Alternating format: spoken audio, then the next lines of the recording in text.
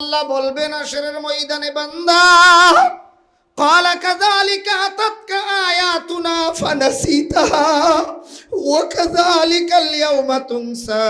বান্দারে, আমার কোরআন তোদের কাছে গিয়েছিল। এই গিলাসরা মহিলা মাদ্রাসা সহ যত মাদ্রাসাগুলি রয়েছে, এই কোরআনের শিক্ষা দেওয়া হইতো। এইগুলি দেখার পর এইগুলি থেকে বিমুখ হয়ে রয়েছিলে।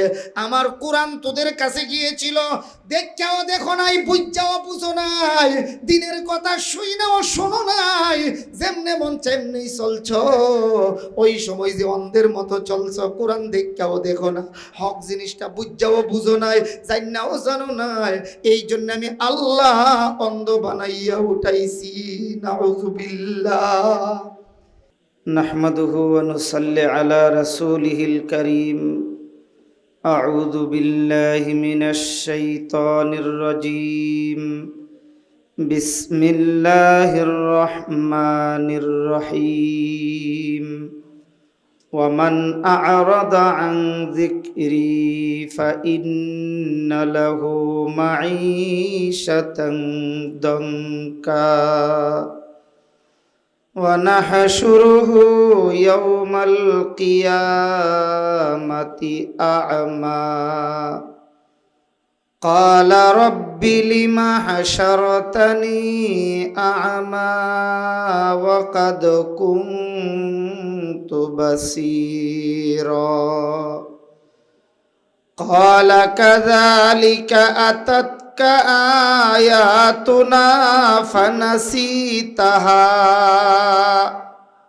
وكذلك اليوم تنسى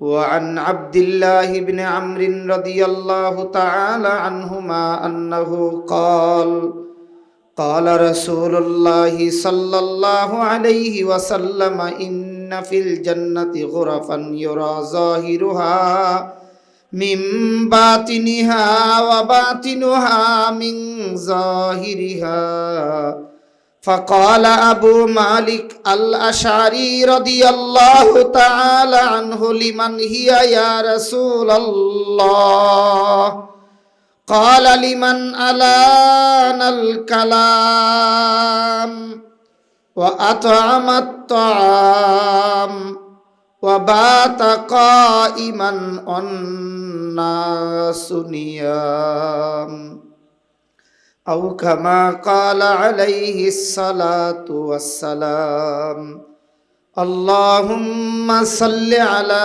محمد النبي الأمي وعلى آله وسلم تسليما أستغفر الله إن الله غفور رحيم আলহামদুলিল্লাহ।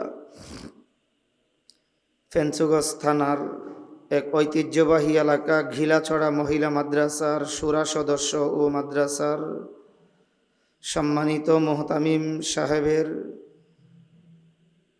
পিতা মরহুম শেখ আনোয়ার আলী সাহেব সহ এলাকার সকল মুর্দেগানদের রুহের মাগফিরাত কামনায় আয়োজিত আজকের এই দোয়া মাহফিলের বর্তমান অধিবেশন পর্যন্ত যে মহান আল্লাহ তাআলা আমাদেরকে পৌঁছার মতো সুযোগ আর তৌফিক দান করেছেন, সকলেই অন্তর থেকে আল্লাহ তাআলার শুকরিয়া আদায় করছি। আলহামদুলিল্লাহ। সকাল থেকে মাগরিব পর্যন্ত আকাশের অবস্থা দেখে মনে হচ্ছিল যে মনে হয় মাহফিল নাও হতে পারে। আকাশের এই প্রতিকূল অবস্থার মাঝখান দিয়েও আল্লাহ তাআলা আবহাওয়াকে আমাদের অনুকূলে করে দিয়েছেন। আলহামদুলিল্লাহ। ওয়াজ মাহফিলে আমরা যত উদ্দেশ্যে উপস্থিত হয়ে থাকি, এর মধ্যে একটা বড় উদ্দেশ্য থাকে, আমাদের ডানে বামে সামনে পেছনে যত কবরস্থান আছে, কবরগুলিতে যারা শুয়ে গেছেন তাদের জন্য আল্লাহ তাআলার দরবারে একটু দোয়া করা। অসুস্থ বিমারী যারা আছেন সকলের জন্য আল্লাহর দরবারে দোয়া করা, পাশাপাশি আমার দেশের যত প্রবাসী আছেন, বিশেষ করে ইরান এবং ইসরায়েলের এই যুদ্ধের কারণে আমার প্রবাসী ভাইয়েরা, আমার দেশের রত্ন যারা, আমার দেশের উজ্জ্বল নক্ষত্র যারা, সূর্য সন্তান যারা, তারা বড় আতঙ্কতায় দিনরাত কাটাচ্ছে। অনেকেই ডিউটিতে যেতে পারে না, এমনও আমাদেরকে ফোন করে বলেছে তাদের খাবারের টাকা পর্যন্ত কাছে নেই। সামনে আসতেছে বড় এক খরচের সময়, কোরবানির সময়। খুব কষ্টে আছে আমাদের অনেক প্রবাসী ভাইয়েরা। তাদের জন্য এই দোয়া মাহফিলে আল্লাহ তাআলার দরবারে একটু দোয়া করা। নবী করিম সাল্লাল্লাহু আলাইহি ওয়াসাল্লাম তো হাদিস শরীফে বলেছেন, দোয়া সকল ইবাদতের মূল মগজ। অন্য এক হাদিসে আসছে, নবীজি বলেন, আদ-দুআউ হুয়াল ইবাদা, দোয়াটাই হলো সরাসরি ইবাদত। সবাই বলি সুবহানাল্লাহ। দোয়া তো এমন এক ইবাদতের নাম, আল্লাহর নবীজি বলেন কখনো কখনো এই দুয়ার বরকতে বান্দার তাকদীর পর্যন্ত পরিবর্তন হয়ে যায়। একসাথে সবাই বলি সুবহানাল্লাহ। অথচ আমরা ভালো করে জানি তাকদীর কখনোই পরিবর্তন হয় না। আরেক হাদিসে পাইলাম তাকদীর দুয়ার দ্বারা পরিবর্তন হয়। তাইলে তাকদীর সম্পর্কে এক ধরনের কথা পাইলাম না দুই ধরনের? সজাগ থাকলে একটু জবাব দেবেন, বলেন এক ধরনের না দুই ধরনের? এই মর্মে আমার এক উস্তাদে মুহতারাম হাটহাজারী মাদ্রাসার শাইখুল হাদিস শাইখুল ইসলাম আল্লামা শাহ আহমদ শফি রহমতুল্লাহি আলাইহি প্রায়ই আমাদের ক্লাসে বলতেন, খিরকায়ে তাকদীর কো মুমকিন নাহি করনা রিফু, খিরকায়ে তাকদীর কো মুমকিন নাহি করনা রিফু, सूज़ने तदबीर से गर उम्र बरसीते रहो, मायूस ना हो आय अहले ज़मीं, मायूस ना हो आय अहले ज़मीं, अपने खता से तकदीर बदल जाती है मुद्तर की दुआ से, तकदीर बदल जाती है मुद्तर की दुआ से। अल्लाहु আকবার। আল্লাহর ওলি প্রায় বলতেন, গায়ের রুমাল হাতে নিয়ে দৃষ্টান্ত দিয়ে দেখাইয়া বলতেন, খিরকায়ে তাকদীর কো মুমকিন নাহি করনা রিফু, তাকদীরের চাদর যদি কারো ছিঁড়ে যায়, এই চাদর মরণ পর্যন্ত আর সেলাই করা সম্ভব না। খিরকায়ে তাকদীর কো মুমকিন নাহি করনা রিফু, রিফু বুঝতে, রিফু রিফু বলা হয় এক উন্নত মানের সেলাইকে। আমার জামাটা এদিক দিয়ে ছিঁড়ে গেছে, এই লম্বায়, এটা সেলাই করতে আমাদের বাজারে সর্বোচ্চ 20 টাকা লাগবে এই লম্বা সেলাইটা, কিন্তু এখানে একটা ছিদ্র হয়ে গেছে, এটা যদি আপনি রিফু করতে যান মেশিন দিয়া 100 টাকা লাগবে। লম্বা সেলাইটাও সেলাই আর এই ছিদ্র বন্ধ করাটাও সেলাই, ব্যবধান আছে।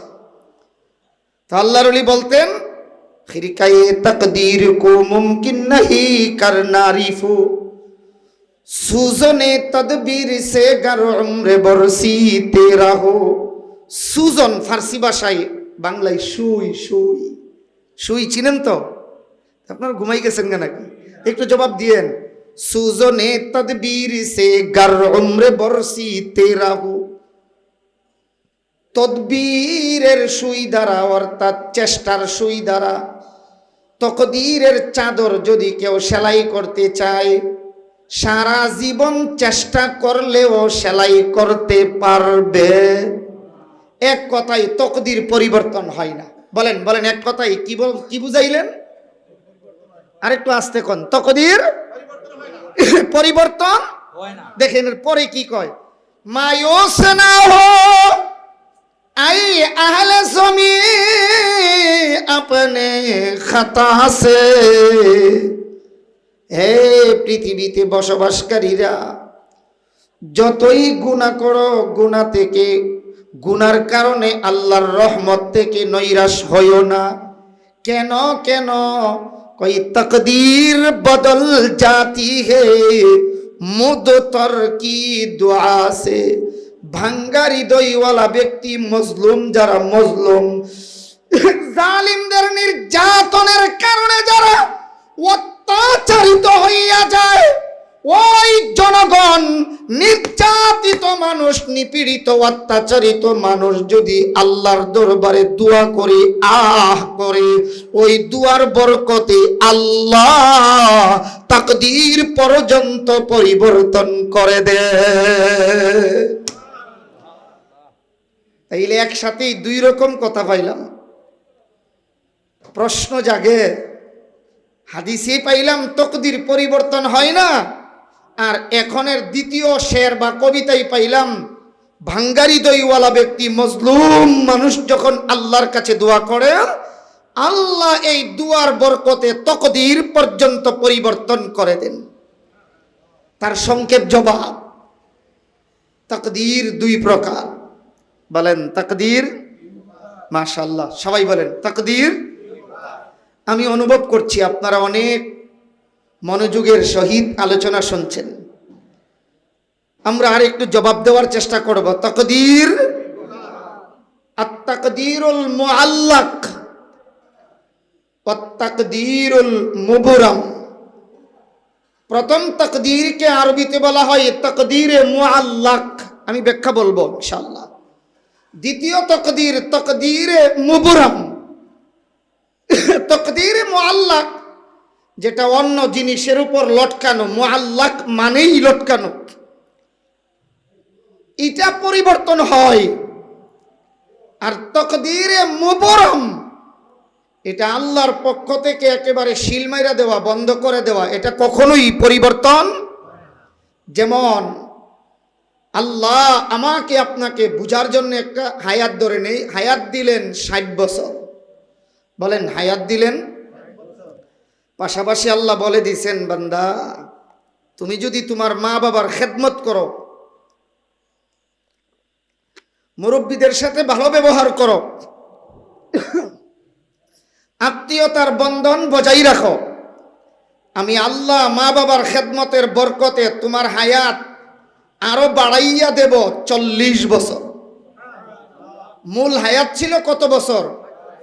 মা বাবার খেদমতের বরকতে আরো বাড়াইয়া দেবেন কত বছর? এবার হইল কত? হ্যাঁ, মা বাবার খেদমতের সাথে লটকানো আছে কত বছর? 40। মাশাআল্লাহ, বলেন মা বাবার খেদমতের সাথে লটকানো আছে কত বছর? মূল হায়াত। মাশাআল্লাহ, সবাই কোন মূল হায়াত। মা বাবার খেদমত করলে আরো 40 দিয়া মোট কত? এই ব্যাখ্যার পেছনে নবীজির হাদিস আছে। ক্বালান নবী সাল্লাল্লাহু আলাইহি ওয়াসাল্লাম, মান আহাব্বা আইয়ামুদ্দাল্লাহু ফি উমরিহি ওয়া ইয়াজিদা ফি রিজকিহি ফালইউবাররি ওয়ালিদাইহি ওয়া লিয়াসিল রাহিমা। আল্লাহর হাবিব বড় সুন্দর করে বলেন, তোমাদের মধ্যে যারা চাও, যারা পছন্দ করো, মান আহাব্বা আইয়ামুদ্দাল্লাহু ফি উমরিহি, কেউ যদি চায় যে তার হায়াত যেন আল্লাহ তাআলা বাড়ায়া দেন, ওয়াজিদা ফি রিজকিহি, তোমার রিজিক যেন আল্লাহ বাড়াইয়া দেন, যদি তোমরা কেউ চাও তাইলে দুই কাজ করলে আল্লাহ হায়াত বাড়াইয়া দেবেন, রিজিক বাড়াইয়া দেবেন। এক নম্বরে হলো ফালিবাররি ওয়ালিদাইহি, তোমার মা বাবার খেদমত করো, ওয়ালিয়াসিলা রহিমা, আত্মীয়তার বন্ধন বজায় রাখো। এই কাজের বরকতে আল্লাহ তাআলা তোমার হায়াত আর রিজিক বাড়াইয়া দেবেন। এই মর্মে আল্লাহর নবী আর এক হাদিসে বড় সুন্দর করে বলেছেন, ক্বালান নবী সাল্লাল্লাহু আলাইহি ওয়াসাল্লাম, ইন্নামা তুনসারুনা ওয়া তুরযাকুনা বিদুআফাইকুম। হে আমার উম্মত, তোমরা অনেকেই মনে করো তোমার মা বাবা ঘরের মধ্যে দুর্বল, তোমার কারণে তোমার মা বাবা খায়, তোমার ঘরে তোমার ছোট বাচ্চা দুর্বল, দুর্বল তোমার উসিলাই খায়। তোমরা মনে করো তোমার ঘরে প্রতিবন্ধী বাচ্চা, অসুস্থ বিমারী লোক আছে, তোমার কারণে খায়। তোমরা মনে করো তোমার ঘরে মহিলা আছে, মহিলারা দুর্বল, তারা বুঝি তোমার উসিলাই খায়। আল্লাহর নবী কই, না রে দাদা, না না, তোর আম্মা আব্বা তোর উসিলাই খাই না, বরং আমার আল্লাহ তোর মা বাবার দুয়ার বরকতে তোরে খাওয়ায়। ইন্নামা তুনসারুনা, নিশ্চয়ই তোমাদেরকে সাহায্য করা হয়, ও তুরযাকুনা, আকাশ থেকে রিজিক দেওয়া হয়, বিদুআফাইকুম, এই দুর্বলের উসিলায়। সবলের উসিলায় দুর্বল খাই না, দুর্বলের উসিলায় আল্লাহ সবল রেখা হয়। আল্লাহু আকবার, জোরে করে আল্লাহু আকবার। আমার উসিলায় আমার আব্বা খায়, আমরা তো এটাই মনে করি। আপনি বিদেশ থাকেন, লন্ডন থাকেন, রুজি করেন, আর আপনার বরকতে আপনি মনে করেন আপনার মা বাপে খায়। নবী কই, না, তুই বুকার স্বর্গে বাস করস। ইন্নামা তুনসারুনা ওয়া তুরযাকুনা বিদুআফাইকুম, দুর্বলের উসিলাই আল্লাহ সবল রেখাওয়ায়, সবলের উসিলাই দুর্বল রেখাওয়ায় না, দুর্বলের বরকতে সবল রেখাওয়ায়। কথা আমার, ওয়াজ আমার, কার? নবীর। নবীর। আমার কথা হইলে ডাস্টবিনে ফেলে দিয়েন, নবীর কথা তো আর ফেলতে পারবেন না। তাইলে আমরা মূল কথা পাইলাম, তকদির কত প্রকার। একটা হইল তকদিরে মুআল্লাক, যেটা অন্য কাজের সাথে লটকানো, আর একটা হলো তকদিরে মুবরাম। আপনি আমি যতই বলি মরণ থেকে বাঁচতে পারবো, এমন কেউ আছি? মরণতে বাঁচার মতন কোনো ট্যাবলেট আছে? এটা আল্লাহর পক্ষ থেকে একেবারে শিলমাইরা দেওয়া হয়েছে, এইটার থেকে বাঁচার কোনো পথ নাই। বলেন, এটা থেকে বাঁচার কোনো পথ নাই। রমজান মাসে এতেকাফ অবস্থায় এক বুজুর্গ আলিম আমাকে প্রশ্ন করেছেন, হুজুর, এই বিয়ে এটা তকদিরে মুআল্লাক নাকি তকদিরে মুবরাম? প্রশ্নটা খুব কঠিন। বলেন, প্রশ্নটা খুব কঠিন। আবার বলেন, প্রশ্নটা খুব কঠিন। এমনিই তো তকদিরের মাসআলা কঠিন। বলেন, এমনিই তো তকদিরের মাসআলা খুব কঠিন, এরপরও এমন কঠিন প্রশ্ন করলেন। আমি বললাম, হযরত, আগামীকাল আপনি আসবেন, এর ভিতরে ইনশাআল্লাহ আমি কিতাব দেখে রাখব। কোনো এক মাসআলা আপনি নগদ পারেন না, এইটা আমি পারি না বলা দোষের কোনো বিষয় না। আমি পারি না, অন্য হুজুরকে জিজ্ঞেস করেন, এটা কোনো দোষের বিষয়? গিলাসরা বাজারের ডাক্তার আপনার চিকিৎসা করতে পারছে না, উসমানী মেডিকেলে আপনাকে রেফার করছে, এটা ওনার জন্য কোনো আইবের বিষয়, কোনো দোষের বিষয়? এই জন্যে মুহাক্কিক আলিম যারা কোনো মাসআলা না পারলে তৎনগত বলতে চেষ্টা করেন না, করবেন না। এটা তাহকিক করে বলতে হবে। আমার এক উস্তাদি মুহতারাম ছিলেন, তিনি বলতেন, এক লোক আসছে, আইসা মিস্ত্রিকে জিজ্ঞেস করে, ভাই আপনারা মনোযোগ আছে তো? তাই আমার দিকে তাকায়েন। আইসা জিজ্ঞেস করে, মিস্ত্রি সাহেব, আমি একটা টিন শেড ঘর বানাবো, কত বান টিন লাগবে, কতগুলি কাঠ লাগবে, কতগুলি লোহা লাগবে, আমাকে একটা হিসাব দেন। তো মিস্ত্রি সাহেব মনে মনে হিসাব করতেছে, বেচারা পরামর্শ করতে আসছে। তিনি কই, মিস্ত্রি সাহেব, আপনি কিসের মিস্ত্রি হইলে? আপনি দি কিছুই বলতে পারেন না, আপনার খানদার যারা বোনও আছে এরা দি বলতে পারে।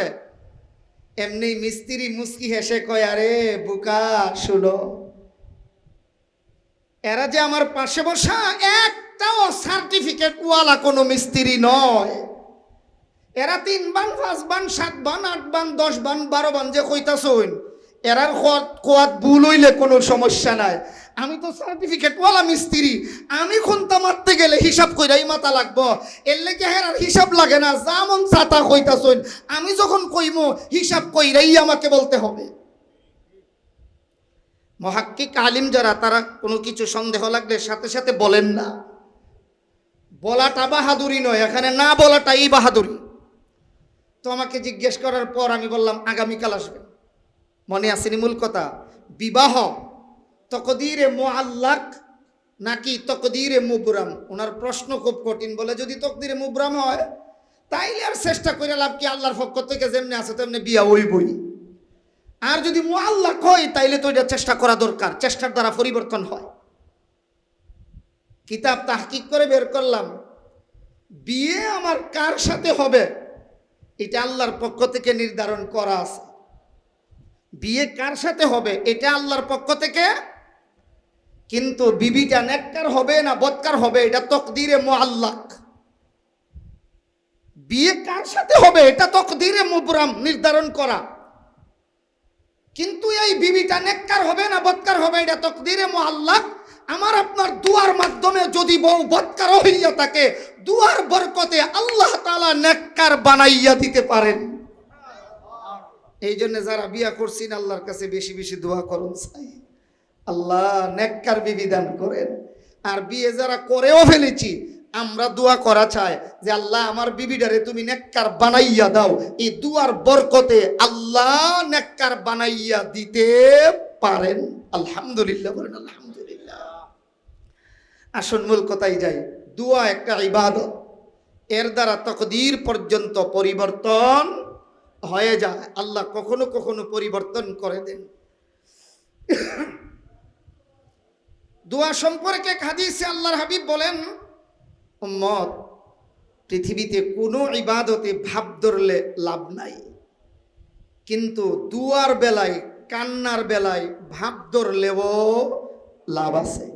বলেন দুয়ার মধ্যে কান্নার বেলায় ভাব ধরলেও দলিল আল্লাহর নবীজির হাদিস।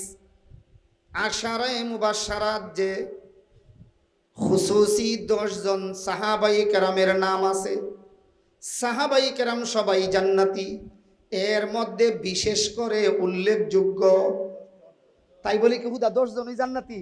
না না, সাহাবায়ে কেরাম সকলের ব্যাপারে আল্লাহ সার্টিফিকেট দিয়েছেন, রাদিয়াল্লাহু আনহুম ওয়া রাদু আন। সব সাহাবায়ে কেরামের প্রতি আল্লাহ সন্তুষ্ট। লাহুম মাগফিরাতুন, আল্লাহ সবাইরে মাফ করে দিয়েছেন। আল্লাহু আকবার বলেন বলেন। এটা আমাদের আকীদা, আহলে সুন্নাত ওয়াল জামাতের আকীদা। সাহাবায়ে কেরাম সত্যের মাপকাঠি, আল্লাহ সাহাবায়ে কেরামকে মাফ করে দিয়েছেন। সাহাবায়ে কেরাম সবাই জান্নাতি, আলহামদুলিল্লাহ। তবে বিশেষ কইরা 10 জন, এই 10 জনের মধ্যে একজন হযরত সাদ ইবনে আবি ওয়াক্কাস রাদিয়াল্লাহু তাআলা। ওয়া আন সাদ ইবনে আবি ওয়াক্কাস রাদিয়াল্লাহু তাআলা আনহু আন্নাহু ক্বাল ক্বালা রাসূলুল্লাহি সাল্লাল্লাহু আলাইহি ওয়াসাল্লাম ইবিকু ফা ইল্লাম তাবকু ফাতাবাকু।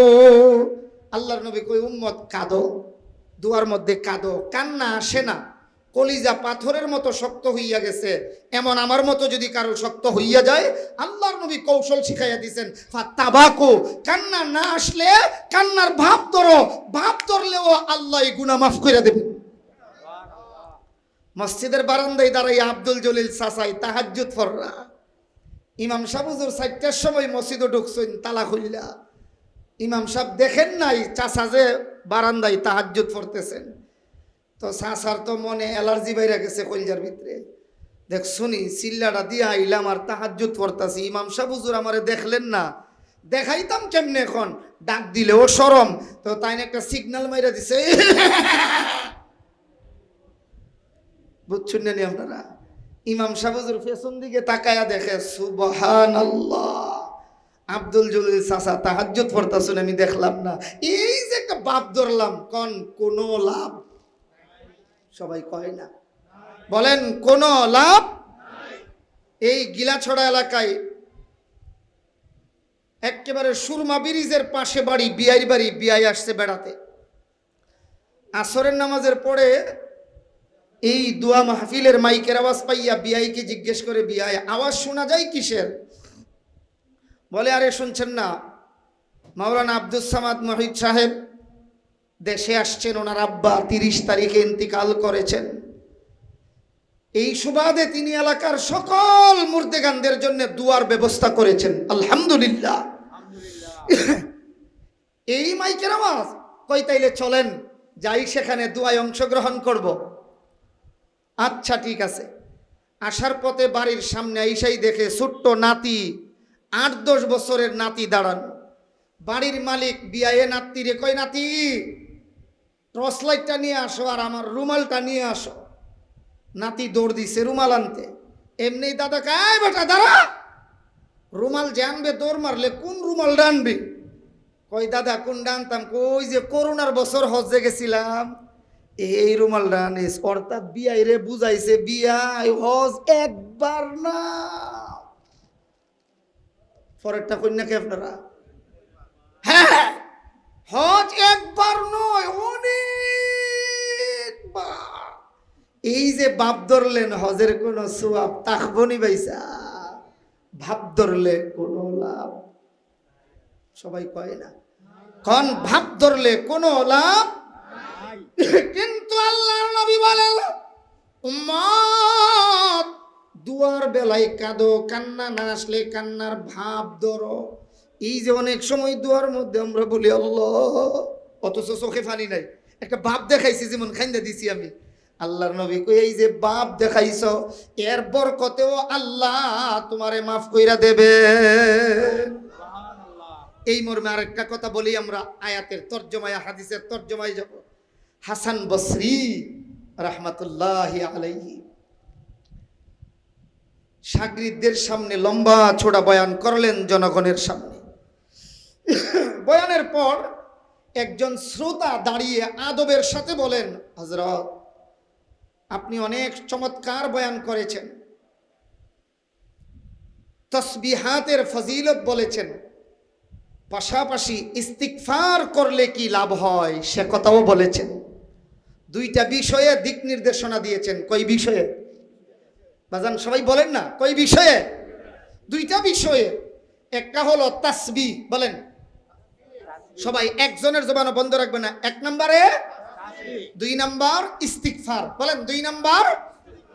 তো দাঁড়াইয়া কই হুজুর ইস্তিগফারের অনেক হাদিস শুনাইছেন, তাসবিহাতের অনেক হাদিস শুনাইছেন, যেমন বুখারী শরীফের শেষ হাদিস শুনাইছেন وعن أبي هريرة رضي الله تعالى عنه أنه قال قال رسول الله صلى الله عليه وسلم كلمتان حبيبتان إلى الرحمن خفيفتان على اللسان ثقيلتان في الميزان سبحان الله وبحمده سبحان الله العظيم الله أكبر।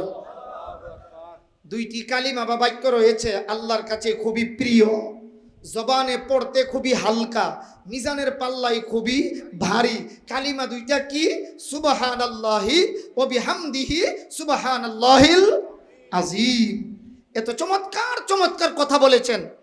আবার দুয়ার বেলায় বলেছেন, নবীজি বলছেন ইবিকু ফা ইল্লাম তাবুকু ফা তাবাকু, কাঁদো, কান্না আসে না তো কান্নার ভাব ধরো। তো হুজুর একটু জানতে চাই তাসবিহের মনোযোগ আসেনি? এই প্রশ্নটা না বুঝলে সামনের জবাব বুঝতেন না। হুজুর তাসবিহাতের দাম বেশি নাকি ইস্তিগফারের দাম? আপনারা জবাব দিয়েন না, প্রশ্নটা বলেন। কি বলছি? হ্যাঁ, তাসবিহের দাম বেশি নাকি ইস্তিগফারের দাম বেশি? হাসান বসরি রাহমাতুল্লাহ আলাইহি এইভাবে একটা কাপড় সামনে তুলে ধরলেন। দৃষ্টান্ত দিলে তো বুঝতে সহজ হয়। আমরা রাকাবির আসলাফরাও এভাবেই বুঝাইয়া গেছেন।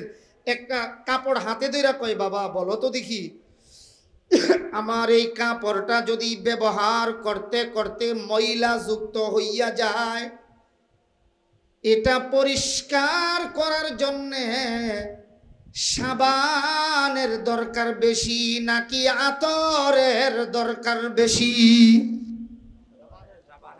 বলেন না, বলেন না। অথচ আমরা সবাই জানি একটা সাবান যদি আপনাদের এই গিলাছড়া বাজারে এত বড় হয়, এটার দাম হতে পারে সর্বোচ্চ 50 টাকা। কথা বলেন ঠিক কিনা? আর যদি এত বড় একটা বোতল আতর হয়, রিয়াদ যেতে হবে না, ঢাকাও যেতে হবে না, মক্কা মদিনা যেতে হবে না, রিয়াদের মধ্যে যে বাঙালি মার্কেট আছে, বড় মার্কেট, বাতা মার্কেট, সেখানেও যেতে হবে না। মৌলভীবাজারে যান, গেলেই দেখবেন আমার দেশে যে আতর প্রস্তুত করা হয়, এমন এক বোতল আতর কিনতে টাকা লাগবে কয়েক লক্ষ। এমন আতরও আছে, নাই নাই? তাহলে এবার কোন পরিমাণের দিক দিয়া এত বড় বোতল আতরের দাম বেশি না সাবানের দাম বেশি? আতরের দাম বেশি, কিন্তু আতর লাগাইলে পরিষ্কার হইবনি আপনার কাপড়।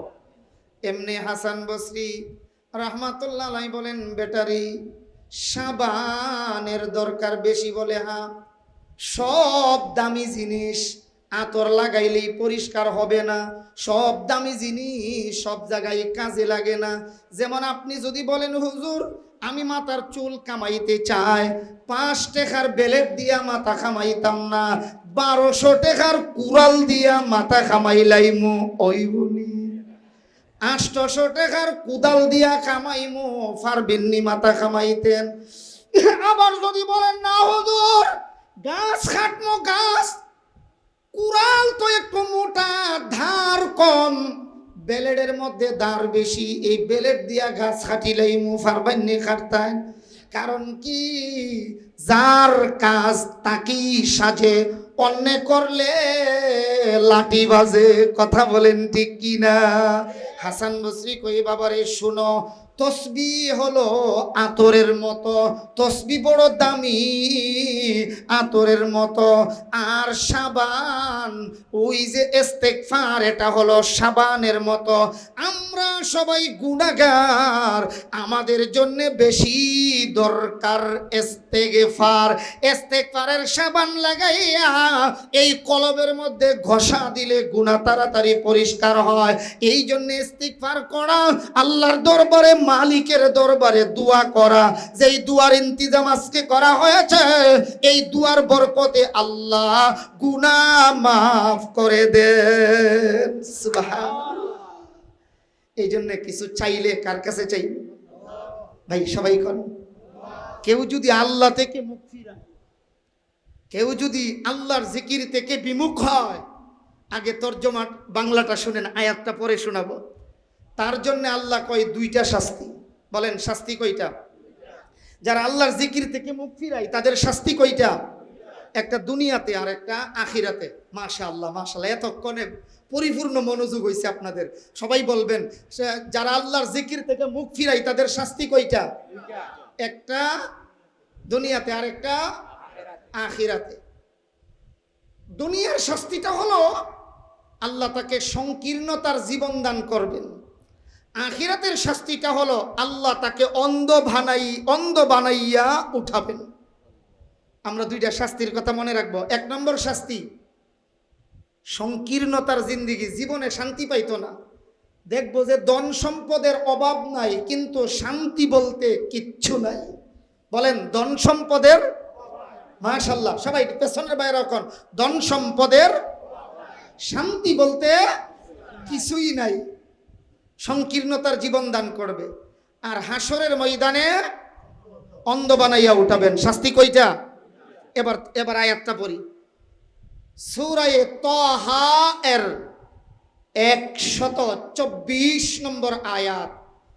আউযু বিল্লাহি মিনাশ শাইতানির রাজীম। আমরা মূল কথায় আসছি, কিন্তু এতক্ষণ গভীর মনোযোগে শুনছেন, এখন মনোযোগ আর একটু বাড়াইবেন ইনশাআল্লাহ। কোন ইনশাআল্লাহ? সবাই একসাথে বলি ইনশাআল্লাহ। আমার পরপরই অল্প সময়ের ভেতরে ওলি ইবনে ওলি, হাফিজ মাওলানা মুফতি ওলিউর রহমান সাহেব হাফিজাহুল্লাহ আরও 1-1.5 ঘন্টা আগে উপস্থিত হয়েছেন। আমি তো মাগরিবের সময় হাজির হয়েছি আলহামদুলিল্লাহ, আর হজরত আরও 1-1.5 ঘন্টা আগে আসছেন। আমার পরপরই হজরত বয়ান করবেন, আমাদের জন্য দোয়া করবেন, আল্লাহ কবুল ফরমান। সবাই বলি আমিন। আউযু বিল্লাহি মিনাশ শাইতানির রাজীম। বিসমিল্লাহির রহমানির রহিম। ওয়ামান আ'রাদা আন যিকরি ফাইন্না লাহু মাঈশাতান দানকা ওয়া নাহশুরুহু ইয়াওমাল কিয়ামা القيامة أعمى قال رب لم حشرتني أعمى وقد كنت بصيرا قال كذلك أتتك آياتنا فنسيتها وكذلك اليوم تنسى الله أكبر সূরা তাহার 124 নম্বর আয়াতে আমার আল্লাহ কতই না সুন্দর করে বলেছেন, আমার জিকির থেকে যারা মুখ ফিরায়, আল্লাহর জিকির থেকে যারা বিমুখ হইয়া যায়, চেহারা ফিরাইয়া নেয়, ফাইন্না লাহু মাঈশাতান দঙ্কা, তাদেরকে আমার আল্লাহ সংকীর্ণতার জীবন দান করবেন। আপনি বলতে পারেন হুজুর মাল সম্পদের তো অভাব নাই, এই আয়াতের তাফসীর যখন আজ থেকে প্রায় 30 বছর আগে হাটহাজারী মাদ্রাসায় পড়ি, আমার উস্তাদে মুহতারাম মুফতি আজম মুফতি আহমদুল হক সাহেব রাহিমাহুল্লাহর জবান থেকে দৃষ্টান্ত এভাবে শুনেছিলাম। হযরতের কাছে এক মসজিদের ইমাম সাহেব বর্ণনা করেছিলেন, ঈশার নামাজের পর ইমাম সাহেব বসা, মধ্যবয়সী এক লোক হুজুরের কাছে গিয়া বৈশা বৈশা কান্দে। ইমাম সাহেব জিজ্ঞেস করে, চাচা কাঁদছেন কেন? ওই হুজুর আমার তো বাড়ি গাড়ির অভাব নাই, কিন্তু হুজুর একটা কথা আপনার সাথে বলতে আসছি। আজকে সকাল 9টার সময় যখন আমি অফিসে যাচ্ছিলাম, দুতলা থেকে নামার সময় নিচতলায় আইসায় দেখি কেসি গেটের সামনে আমার ছেলেটা দাঁড়ানো। ছেলের হাব ভাব বেশি ভালো দেখলাম না। এক পর্যায়ে দেখি ছেলে 2 হাত এইভাবে দিয়ে আমার সামনে দাঁড়ায় কই, আব্বা 5000 টাকা দিয়ে যাও। আমি বললাম, বাবা রে টাকা দিয়া কি করবে? এমনি ছেলে পকেট থেকে পিস্তল বাইর কইরা আমার বুক বরাবর টেকাইয়া ধইরা কয়, আব্বা আমার বন্ধু বান্ধব লইয়া যে ঘোরাফেরা করি মোটর সাইকেল দিয়া, মোটর সাইকেল আর বাইকের তেল এবং লাল পানির খরচ প্রতিদিন প্রায় 5000 টাকা লাগে। টাকা দেও তো ভালো কথা, দিবা না, পিস্তল অন্যখানে মারবো না, তোমার বুকে মারব। হুজুর সম্পদের আমার অভাব নাই, আল্লাহর কসম আমার ঘরে শান্তি বলতে কিচ্ছু নাই। এমন ফ্যামিলি বর্তমানে বাংলাদেশে আমার জানা মতেই অভাব নাই। কথা বলেন ঠিক কিনা? কারণ জানেননি, আপনি অনেক কিছুই করছেন কিন্তু আল্লাহর জিকির থেকে মুখ ফিরাইছিলেন। আপনি সন্তানকে যেই শিক্ষা দিলে সন্তান সুশিক্ষায় শিক্ষিত হবে, ভদ্র হবে, সেই শিক্ষা আপনি দেন নাই। তো আপনি যেইভাবে মনে চাই সেইভাবেই সন্তানকে পরিচালনা করেছেন, দিন শিখান নাই। না শিখাইবার কারণে আজ ছেলে আপনার বুক বরাবর পিস্তল টেকাইছে। কথা জুড়ে কোন ঠিক কিনা? দোষ শুধু ছেলের নয়, দোষ আমার আপনারও আছে। বলেন দোষ আমার আপনারও আছে। 2 নম্বর, অনাহশুরুহু ইয়াউমাল কিয়ামাতি আ'মা। আল্লাহ তাআলা বলেন আমি তাকে হাসরের ময়দানে অন্ধ বানাইয়া উঠাবো। বলেন কি বানাইয়া উঠাবেন? ওই লোকটা বলবে হাসরের মাঠে, আল্লাহ ক্বালা রাব্বি লিমা হাশারতানি আ'মা ওয়া কাদ কুনতু বাসীরা। আল্লাহ দুনিয়ায় থাকতে তো আমার চোখ ছিল, আমি এখন আমারে অন্ধ বানাইয়া কেন উঠাইলেন? আল্লাহ তাআলা বলেন, আল্লাহ বলবেন হাশরের ময়দানে, বান্দা ক্বালা কাযালিকা আতাতকা আয়াতুনা ফানাসিতাহা ওয়া কাযালিকাল ইয়াওমা তুনসা। বান্দারে আমার কোরআন তোদের কাছে গিয়েছিল। গিলাসরা মহিলা মাদ্রাসা সহ যত মাদ্রাসাগুলি রয়েছে এই কোরআনের শিক্ষা দেওয়া হইতো। এইগুলি দেখার পর এইগুলি থেকে বিমুখ হয়ে রয়েছিলে। আমার কোরআন তোদের কাছে গিয়েছিল, দেখাও দেখো নাই, বুঝাও বুঝো নাই, দিনের কথা শুই নাও শোনো নাই।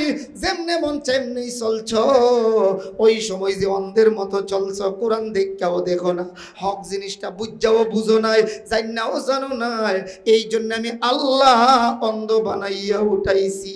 নাউযুবিল্লাহ। এটা তো কেবলমাত্র আয়াতের তর্জমা, তাফসির নয়। তাফসির আসতেছে সামনে। এই আয়াতের তাফসিরে 60টা কথা লেখা আছে। কোরআন থেকে মুখ ফিরানোর 7 ব্যাখ্যা। বলেন কোরআন থেকে মুখ ফিরানোর, সবাই বলে না, বলেন বলেন কই ব্যাখ্যা? সময় সুযোগ হলে ইনশাল্লাহ বলবো। একটু খেয়াল করে, আমরা এজন্য বলছিলাম আল্লাহ থেকে মুখ ফিরাবো না, কিছু চাইতে হলে কার কাছে চাইবো? মাশাআল্লাহ। আবার বলেন কার কাছে চাইবো? আল্লাহর কাছে চাইবো। আরে আল্লাহর কাছে না চাইয়া অন্যত্রে চাওয়া, এটা তো আমার সমাজের কুকুরেও পছন্দ করে না। আমি ব্যাখ্যা বলবো। বলেন কুত্তায়ও পছন্দ করে না যে মানুষ আল্লাহর কাছে না চাইয়া মানুষের কাছে চাইবো, এটা কুকুরেও পছন্দ। দলিল, এক বুজুর্গ কুকুরের সাথে কথোপকথন হয়, কথা হয়। আমরা বাইজিদ বুস্তামি রহমাতুল্লাহ আলাইহির ইতিহাস শুনেছি। ইরি ক্ষেতের এক আইলে দিয়ে যাচ্ছিলেন, আর কুকুর এদিকে আসছিল এই রাস্তা দিয়ে। দুজনে ক্রসিং হবে রাস্তায়, পথিমধ্যে মুখোমুখি সাক্ষাৎ। বাইজিদ বুস্তামির উদ্দেশ্য হলো তিনি রাস্তা থেকে নিচে নামেন না, কুকুরেও নামে না। ওনার মনের উদ্দেশ্য হলো আমি নামাজ পড়তে হবে, কুকুরের লালা যদি আমার শরীরে লেগে যায় কাপড় নাপাক হয়ে যাবে, কুকুরের শরীরে ময়লা আবর্জনা থাকলে নাপাক থাকলে লাগলে আমার কাপড় নাপাক হবে। কুত্তার যেহেতু নামাজ নাই, কুত্তা যদি নিচে দিয়ে নাইমা চলে আসে আমি সোজা চলে যাব। কুকুরেও মনে মনে কই না আমিও নামতাম না। আল্লাহ কুকুরের জবান খুইলা দিছে। বাইজিদ বুস্তামি কই কুকুর নামো না কেন? কই না আমি নামবো না। কুকুরের জবান যখন খুলে দেই, কুকুরে ডাক দিয়া কয় বাইজিদ, আমার শরীরের ময়লা বা লালা লাগলে তোমার কাপড় নাপাক হবে, মনে রাখবে ধুইলে পবিত্র হয়ে যাবে। কিন্তু আমি যদি নিচে নাইমা যায় আর তোমার ভিতরে যদি অহংকার আইসা যায়, হামছে বড় ডাঙ্গর নিস, আমার চেয়ে বড় আবার কে? আমি নামি নাই, কুত্তাই নামছে। তোমার ভিতরে যদি অহংকার আসে, এই অহংকারের কারণে তোমার ভিতরটা যে নাপাক হবে, এটা ওই পানি দিয়া ধুইলেও পবিত্র হবে। আল্লাহু আকবার বলবেন। অহংকার যাদের ভিতরে আসে ওই মানুষটা কুকুরের চেয়েও নিকৃষ্ট। বলেন বলেন কুকুরের চেয়েও, দুনিয়াতেও আখিরাতেও। দুনিয়ার একটা দৃষ্টান্ত শোনাই, আখিরাতের একটা শোনাই, খেয়াল করেন। কোন একটা কুকুর মাঝে মধ্যে বিপদে পড়ছে, ধরে নেন কুকুরের লেজ কে যেন কাইটা দিছে, অথবা কে যেন লাঠি দিয়ে আঘাত করছে কুত্তার পায়ে। এটা খুব কান্না করতে করতে রাস্তা দিয়ে লেংরা যাইতেছে। বুঝা জবাব দিয়েন, কিন্তু আপনি দেখলে কুত্তার বেতাই ব্যতীত হইয়া আপনি বলবেন ইস, আহা কোন দুষ্ট রে এমন কাজ করলো। বলেননি এমন? মাতে না, সবাই বলেন না, বলেননি এমন?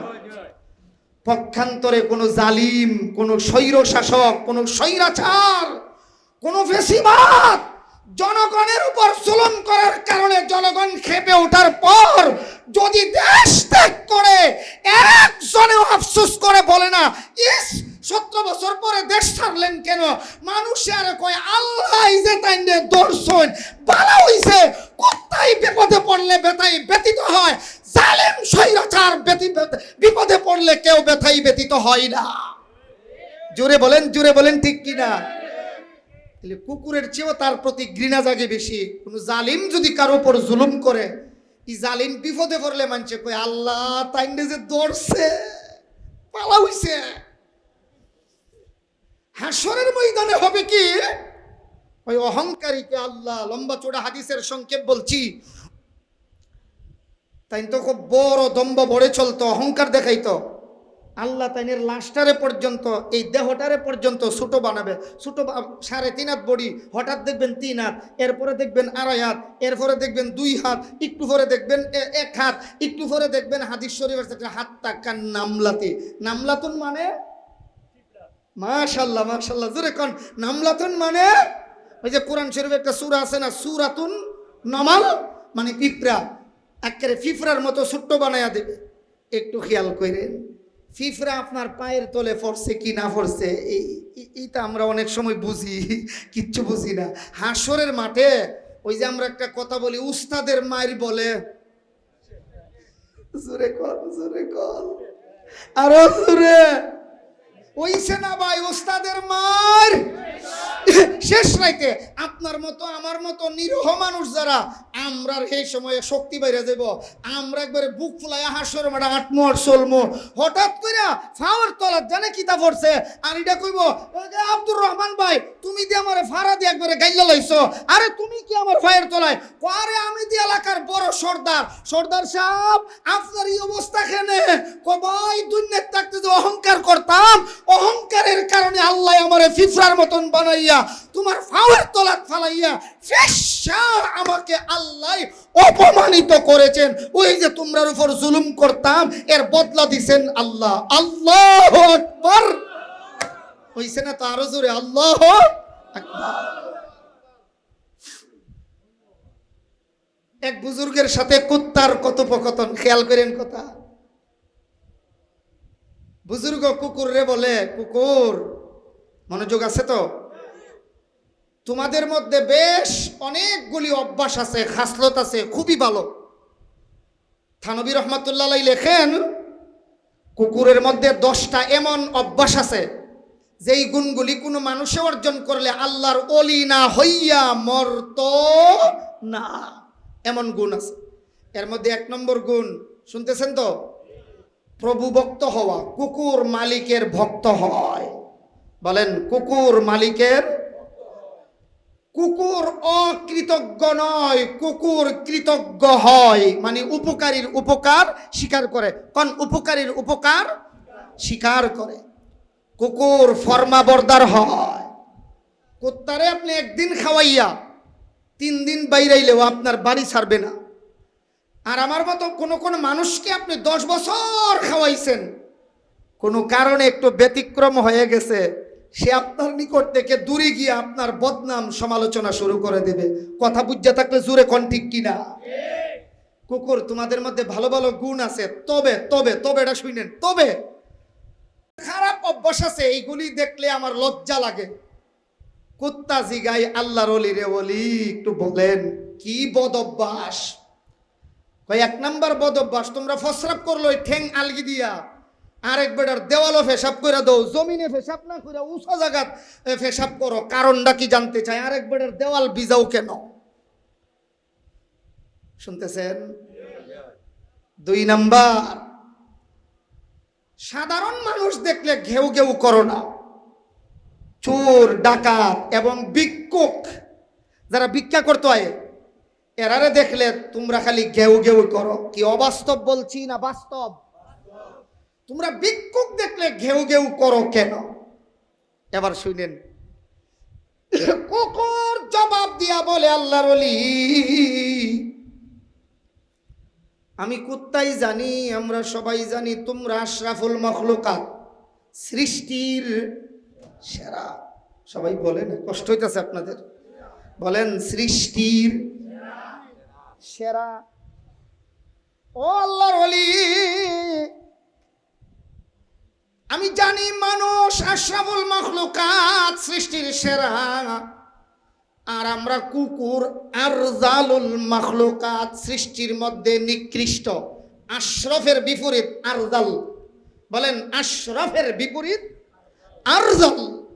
এই জন্য তো আল্লাহর নবী দোয়া করতেন, আল্লাহ আল্লাহুম্মা হাফাজনা মিন আরজালিল উমর, আল্লাহ এমন বয়স, যেই বয়স হইলে আমারে আরেকজনের টানা খেসরা করণ লাগে, আরেকজনের কষ্ট হয়, এমন জীবন আমারে দিও না, এমন বয়স দিও না যেই বয়স দিলে আমি নিজে নিজে চলতে পারতাম না, আমার ছেলে মেয়েরা কষ্ট করা লাগবে, এমনটা কইরো না।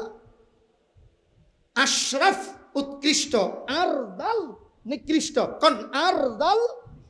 কুকুর কয় তোমরা আশরাফ, আমরা আরজাল। এর পরেও এই কথাটা জানি, কুকুরের উপর আল্লাহ নামাজ ফরজ করেন নাই, মানুষের উপর, ইমানদারের উপর আল্লাহ। পাঁচ ওয়াক্তের নামাজ ফরজ করেছেন। আমরা চাই আমার দ্বারা যেন কোনো মুসলমানের ক্ষতি না হয়।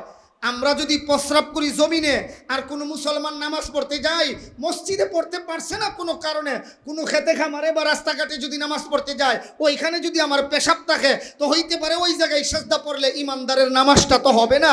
কারণ নামাজের তো ফরজ আছে, জাগা পাক, জামা পাক, শরীর পাক, 17 টাকা খাড়া হওয়া, কিবলামুখী হওয়া, ওয়াক্ত চিনা, নিয়ত করা, তাকবীরে তাহরিমা, কেরাআত, রুকু, সেজদা, আখিরি বৈঠক, এই 13টা তো নামাজের ফরজ। সবাই বলে না, বলেন এইগুলি নামাজের ফরজ। আমরা চাই আমার দ্বারা যেন, আমার প্রস্রাবের দ্বারা যেন ইমানদারের নামাজের ক্ষতি না হয়। এই জন্য দেওয়ালে পেশাব করি, তবু সোজা জায়গাতে প্রস্রাব করি।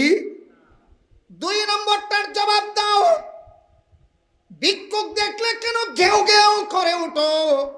সাধারণ মানুষ দেখলে ঘেউ ঘেউ করো না। কুত্তায় বার ডাক দিয়ে কয়, ওগো আল্লাহর ওলি, আমি কুকুর, আমি জানি আমারে বানাইছে মালিক আল্লাহ, আপনাদেরকেও বানাইছে আল্লাহ। বলে হ্যাঁ ঠিক আছে, এটাও জানি আমি কুকুরের 1 শতক জায়গা নাই, ধান নাই, চাউল নাই, টাকা নাই, পয়সা নাই, ব্যাংক ব্যালেন্স নাই। নাকি আপনার বাড়ির কুত্তার 2 কানি খেত আসেনি? কেউ দি মাতুন না, আপনার বলেন না আসেনি? কুত্তা কই দেখো আমাদের খেত নাই, ব্যাংক ব্যালেন্স নাই, কিচ্ছু নাই, এরপরেও আল্লাহ আমরা খাওয়াইয়া রাখে। আর মানুষ, তোমরা খেত পাথর আছে, জমি আছে, সব আছে, আল্লাহ এত কিছু দিলেন, এরপর ভিক্ষুকেরা আল্লাহর কাছে না চাইয়া বান্দার কাছে কেন চায়? এইটা যখন দেখি কুকুরে কই আমার রাগ উইটা যায়, তখন আমরা ঘেউ ঘেউ শুরু কইরা দেই। কারণ হে আল্লাহর কাছে হাত না বাড়াইয়া মানুষের কাছে কেন হাত বাড়ায়, এইটা আমরা কুকুরেরা দেখতে পারি না। আল্লাহু আকবার। আরে ভাই হইছে না, আরো জোরে করে আল্লাহু আকবার। এই জন্য কিছু যদি চাইতে হয়, চাইমু কার কাছে বলেন? আল্লাহর কাছে। আল্লাহর জিকির থেকে মুখ ফিরানো যাবে না। জিকিরের আরেকটা দৃষ্টান্ত শোনাই, ঘুমাইছেন না তো? হাকিমুল উম্মত আশরাফ আলী থানভী রহমাতুল্লাহি আলাইহি বড় এক বুজুর্গ। ওই বুজুর্গের কাছে দারুল উলুম দেওবন্দ মাদ্রাসার এক বড় মুহাদ্দিস মাওলানা হাসান আহমদ আমরুতাসিরি রাহিমাহুল্লাহ, এত বড় নাম মনে রাখতে পারতেন না, মাওলানা হাসান, এটা মনে রাখেন। কোন মাদ্রাসার মুহাদ্দিস? দারুল উলুম দেওবন্দ, মাদর ইলমি দারুল উলুম দেওবন্দ মাদ্রাসার এক মুহাদ্দিস আশরাফ আলী থানভীর কাছে গিয়া কয়, হুজুর আমি আপনার কাছে বাইআত গ্রহণ করতে চাই, অর্থাৎ আমি আপনার কাছে মুরিদ হতে চাই। কি হতে চাই? সবাই বলেন কি হতে চাই?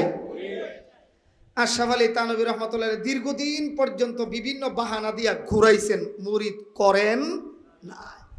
একদিন গিয়ে কই, হুজুর আমি চাই আমার আত্মশুদ্ধি করতাম, আর আপনি আমাকে সুযোগ দেন না। হুজুর একটু সুযোগ দিলে উপকৃত হব। তো আশরাফ আলী থানভী রহমাতুল্লাহ আলাইহি কয়, বেটা তুমি আমার কাছে মুরিদ হওয়ার মতো যোগ্যতাই তোমার কাছে নাই। সুবহানাল্লাহ। কই হুজুর যোগ্যতা নাই তে কেমনে কি করবো? কয় আমি 3টা শর্ত দেব, যদি মানতে পারো তাহলে তোমারে মুরিদ করব। কই শর্ত? আমার শেষ দিকের কথা খেয়াল করে মুখস্থ করবেন, আমার কাছ থেকে 3টা কথা বুঝা নেবেন। 3টা শর্ত দেব, যদি মানতে পারো তাইলে মুরিদ করব। কয় শর্ত? সবাই বলেন কয়টা? আচ্ছা হুজুর সমস্যা নাই, বলেন। উনি কি করেন হাসান সাহেব, এই কথাটা মনে আসেনি? কোন মাদ্রাসায় পড়ান? দারুল উলুম দেওবন্দ মাদ্রাসায়। পৃথিবীর ইতিহাসে সবচেয়ে বড় মকবুল মাদ্রাসা হলো দারুল উলুম দেওবন্দ মাদ্রাসা। আমাদের মূল যেই মাদ্রাসা, ওই মাদ্রাসায় পড়ান, আবার হাদিসের কিতাব পড়ান। মাওলানা হাসান সাহেবরে আশরাফ আলী থানভী রহমাতুল্লাহ আলাইহি কই, বেটা 1 নম্বরের শর্ত, কারণ পীরের উদ্দেশ্য হলো শরীর মুড়া করে দেওয়া না অন্তরটারে ঠিক করা, হ্যাঁ আত্মশুদ্ধি করা। বলেন কি করা? মাশাআল্লাহ মাশাআল্লাহ। কোন কি করা? ইসলাহে নফস, যার বাংলা আত্মশুদ্ধি। ইসলাহে নফস, যার সহজ বাংলা আত্মশুদ্ধি করা। তো থানবী রহমতুল্লাহ আলাইহি বলে 1 নাম্বার শর্ত, তোমার জীবনের সর্বপ্রথম ক্লাসে যেই কিতাবগুলি পড়ছিলা, উর্দু কায়দা, উর্দু পুহলি, তালিমুল ইসলাম আউয়াল দুয়ম, এই জাতীয় কিতাবগুলি আবার নতুন করে পড়তে হবে। আমি মনে কথাটা বুঝাইতে পারছি না? আচ্ছা, MA ফার্স্ট BA ফার্স্ট বেটারা যদি কয় তুমি আবার নতুন কইরা বাল্য শিক্ষা বই ফইরাইবা তাইলে চাকরি দিব, আমি আপনি কিতা কইমো আমার এই বাল্য শিক্ষা পড়ানো লাগতো না, আর তোমার মতো বেটার চাকরিও আমার লাগতো নাই বেটা। আশরাফ আলী থানবী রহমতুল্লাহ আলাইহি কই 3 শর্ত। কয় শর্ত? 1 নাম্বার, প্রথম ক্লাসের কিতাব আবার পড়তে হবে। ফরবাজে অন্য মাদ্রাসায় পড়লে হবে না, যেই মাদ্রাসায় বুখারি পড়াও, যেই মাদ্রাসায় বড় হাদিসের কিতাব পড়াও, এই মাদ্রাসায় পড়া লাগবে। তাও যে পড়বা ওই ক্লাস টিচারের কাছে রুমে বইয়া প্রাইভেট পড়লে হইতো না, প্রথম ক্লাসের ছাত্ররা সাথে বইয়া পড়া লাগবে। বুঝছেন না নি আমার মা? খুব সহজ না খুব কঠিন? পীর সাহেবের উদ্দেশ্য হইল ওই এই মামুলারে ঠিক করন, ইলারে সুজা করা, কলবরে সুজা করা। আচ্ছা হুজুর, 2 নম্বর কি বলেন? 2 নম্বর শর্ত হলো ইলমে তাজবিদ, ইলমে কিরাত আবার নতুন করে পড়তে হবে। অর্থাৎ যেই বিষয়ে লেখাপড়া করলে কোরআন তিলাওয়াত সহি করা যায়, কোরআন তিলাওয়াত বিশুদ্ধ হয়, ওই বিষয়ে তুমি আরো লেখাপড়া করতে হবে। কারণ কোরআন তিলাওয়াত সহি না হইলে নামাজ হবে না। কথা বলেন, কোরআন তিলাওয়াত সহি না হলে, আবার কোন কোরআন তিলাওয়াত সহি না হলে, ফাঁকি দিয়ে একটা মাসআলা শুনেন। আমরা নামাজে সাধারণত কেরাত পড়ি 3 পদ্ধতিতে। বলেন কই পদ্ধতিতে? আমার দিকে তাকায়েন, একজনও যদি না তাকান একজনই বুঝবেন না, আর যারা তাকাইবেন সবাই বুঝবেন। খেয়াল করেন, আল্লাহু আকবার, আলহামদুলিল্লাহি রাব্বিল আলামিন, আর রহমানির রহিম, এটা একটা পদ্ধতি। 2, খেয়াল করেন, আল্লাহু আকবার,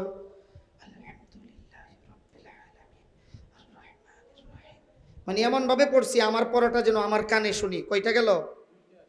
3 নম্বরটা শুনবেন না, দেখতে হবে। আল্লাহু আকবার,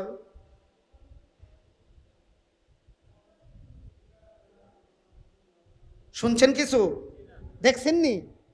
দেখছেন না?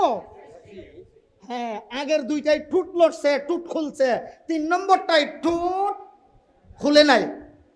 ফতোয়ায়ে আলমগীরির প্রথম খণ্ডে লেখা আছে, প্রথম যেই পদ্ধতিতে পড়ছি এটাকে বলা হয় জুরে পড়া। বলেন সবাই, এটাকে বলা হয় মাশাআল্লাহ, আরো জোরে, এটাকে বলা হয়। দ্বিতীয় পদ্ধতি যে পড়লাম এটাকে বলা হয় আস্তে পড়া। বলেন, এটাকে বলা হয়। আবার কোন এটাকে বলা হয়? 3 নম্বরে টুট বন্ধ কইরা যেটা দেখাইছি মনে মনে পড়া, ফতোয়ার কিতাবে লেখে এটা কোনো পড়াই না। এইভাবে টুট বন্ধ কইরা যদি 90 বছর পর্যন্ত নামাজ পড়া থাকেন, 90 বছর কেন, 9 বছর কেন, 9 ওয়াক্ত কেন, 1 ওয়াক্তের নামাজও আদায় হইছে। কেন? টুট বন্ধ করলে কেরাত হয় না। বলেন, টুট বন্ধ করলে, যেমন কিতাবি দলিল ছাড়া একটা উপস্থিত দলিল দেই, সবাই টুট বন্ধ রাখেন, করেন? করছেন? আরে টুট বন্ধ করেন না, করছেন তো? আবার কো জি না, না আপনি উচ্চারণ করেন না, কিচ্ছু জি নাটাও করেন না, টুট বন্ধ করেন। হয়েছে তো সবার ইশারা দিয়া মুঠ খুললেন না। সবাই বলেন টুট বন্ধ রাখা, কিন্তু আমার বাড়ি গিলা ছড়া। আমি চেষ্টা করছি, পারছি না। আপনারা পারছেন কেউ? তাহলে টুট বন্ধ করে আমার সাথেই কথা কইতে পারেন না, মারতে পারেন না। নামাজে দাঁড়ায় কেরাত পড়া মানে আল্লাহর সাথে কথা বলা। টুট বন্ধ করে আপনি কোন পদ্ধতিতে পড়েন, পদ্ধতিটা শিখাই দিয়া যান না। এই জন্য ফতোয়ার কিতাবে লেখছে টুট বন্ধ করে পড়লে কেরাত হয় না। কেরাত হয় না তো নামাজ হবে, কারণ কেরাত ফরজ। বলেন, কেরাত খুব কঠিন মাসালা, বুঝতে পারছেন না আপনারা? এই জন্য টুট বন্ধ করে পড়বো না। আস্তে পড়ার অর্থ হইল মনে মনে পড়া নয়, আস্তে পড়ার অর্থ হলো নিজের পড়া নিজের কানে শোনা, নাইলে তো আপনার মাখরাজ থেকে উচ্চারণ হবে না, আপনার নামাজও হবে না। এমন মুসল্লি নাইনি আমরা দেশ, ঠোঁট বন্ধ করে ফরনেওয়ালা মুসল্লি আমরা দেশ নাই। আসেন ওই মৌলানা হাসান সাহেব আর তানবী রহমতুল্লাহ তিন কথাই যাই, বুঝলা গেছেন জানি না, স্মরণ আছে? 1 নম্বর প্রথম কিতাব আবার পড়তে হবে। 2 নম্বর ইলমে কিরাত বা ইলমে তাজভিদ, যেই বিষয়ে লেখাপড়া করলে কোরআন সহি করে পড়া যায়, এটা আবার পড়তে হবে। কটা গেল? 3 নম্বর তোমার বাড়িতে আমারে নিয়ে যাইবা, থানবী রহমতুল্লাহ কই নিয়া তোমার বউয়ের সাথে আমার কথা খোয়াইবা, পর্দার আড়াল থেকেই কথা বলবো, তোমার বউয়ের সাথে একটু আমার কথা বলতে হবে মুরিদ করবার আগে। কই হুজুর এটা কেন? সব বুঝছি, এটা তো বুঝলাম না। কই বাড়িতে গিয়া তোমার বউরে জিগাইতাম, তুমি যে আমার খান্দা তাইলে জিব্রাইলের মতন বইয়া থাকো, কত বালা মানুষ, বউয়ের সাথে নিয়ে আবার আজরাইল সাজো, এটা একটু দেখা লাগবে আমার। কারণ যত আত্মশক্তির যত সবক আছে, এর মধ্যে একটা বড় সবক হইল বিবির হক আদায় করা, বউয়ের সাথে বালা ব্যবহার করা। তুমি বউয়ের সাথে বালা ব্যবহার করো কিনা এটা জানবার জন্য আমাকে তোমার বাড়িতে যাওয়া লাগবে। আল্লাহু আকবার বলবেন না? মৌলানা হাসান আহমদ দারুল উলুম দেওবন্দের মুহাদ্দিস ডাক দিয়া কই হুজুর 3টা কেন? চতুর্থ আরেকটা শর্ত যদি আমারে দেন, যে আমাকে সব সময় বাথরুমের ভিতরে আপনি রাখবেন, আর ওই বাথরুমের ভিতরে থাকার কারণে আমার বমি হইয়া যদি আমার নাক মুখ দিয়া এই পেটের সবগুলি বের হইয়া আসে, এরপরেও আমি চাই আপনার কাছে বায়াত গ্রহণ কইরা আমার কলবের ভিতরে যত নাফাকি আছে, হিংসা বিদ্বেষ আছে, ওইগুলি আপনার কাছে মুরিদ হইয়া বাহির করতে চাই। সুবহানাল্লাহ। শেষ পর্যন্ত বায়াত গ্রহণ করছেন। এমন আত্মশুদ্ধি হইছে, এক পর্যায়ে উনি একটা অ্যাক্সিডেন্ট কইরা পায়ে ব্যথা পাইছেন। মৌলানা হাসান সাহেব, বলেন কি নাম? সবাই কয় না, বলেন কি নাম? ডাক্তার বলছে ওনার অপারেশন, একটা বড় মেজর অপারেশন করতে হবে। হুজুরে কয় ঠিক আছে অপারেশন করেন, সাবধান আমাকে বেহুশ করবেন। বলেন না, আমাকে বেহুশ করবেন না। কই হুজুর বেহুশ না কইরা অপারেশন করার কোনো বিধান? কয় না, আমাকে বেহুশ করতে পারবেন না। হুজুর বেহুশ করলে আপনার সমস্যা কি? শুনেন, আল্লাহর জিকির করতে করতে করতে করতে নবীর তরিকার অনুসরণ করতে করতে আমার হৃদয়টা এমন হয়েছে, আমি চাই 24 ঘন্টাই যেন রসুলের তরিকায় আমার মুখে জিকির চালু থাকে। বেহুশ কইরা যদি অপারেশন করেন, 1 ঘন্টা সময় যদি লাগে আমার হুশ ফিরে আসতে, 1 ঘন্টা তো আমি আমার আল্লাহর জিকির করতে পারবো না। আল্লাহু আকবার। আল্লাহর জিকির থেকে তো বিমুখ হয়ে যাব। ওমান আরাদা আন জিকিরি ফা ইন্না লাহু মাঈশাতান দানকা ওয়া নাহশুরুহু ইয়াওমাল কিয়ামাতি আ'মা।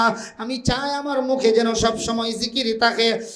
আমি চাই রমেজের তরিকার বেশভূষা নিয়ে যাইতে, তেরে মাহবুব কি আরব, তেরে মাহবুব কি আরব शबाहत लेके आया हो, हकीकत उसको तो कर दे, हकीकत उसको तो कर दे। अल्लाह এটাকেই তুমি হাকিকত বানায়া দাও। মাই সুরত লেকে আয়া হো, আমি তোমার নবীর সুরত নিয়ে আসছি, আমার এই সুরতটাকেই তুমি বাস্তবে কবুল করে নাও। সুবহানাল্লাহ। নারায়ে তাকবীর। দিন ইসলাম। প্রধান মেহমানের আগমন, বরুণার হজরতের আগমন, এলাকাবাসীর পক্ষ থেকে নারায়ে তাকবীর। আল্লাহ হজরতের হায়াতে বরকত দান করেন। আমরা ছোটখাটো ফাঁকে দিয়া যেই কয়েকটা মাসআলা মাসাইল শুনেছি, বিশেষ করে নামাজের মাসআলা এবং দুয়ার কিছু আদবের কথা শুনেছি, আল্লাহ এই মাসাইলগুলির উপর আমাকে আপনাকে সকলকে বলনেওয়ালা সুননেওয়ালা সকলকে আমল করার তৌফিক নসিব ফরমান। সকলে বলে আমিন। ওয়া আখিরু দাওয়ানা আনিল হামদুলিল্লাহি রাব্বিল আলামিন। বিসমিল্লাহির রহমানির রহিম। কুরআন হাদিসের আলোকে সত্যের সন্ধান। মাহফিল টিভি, সিলেট।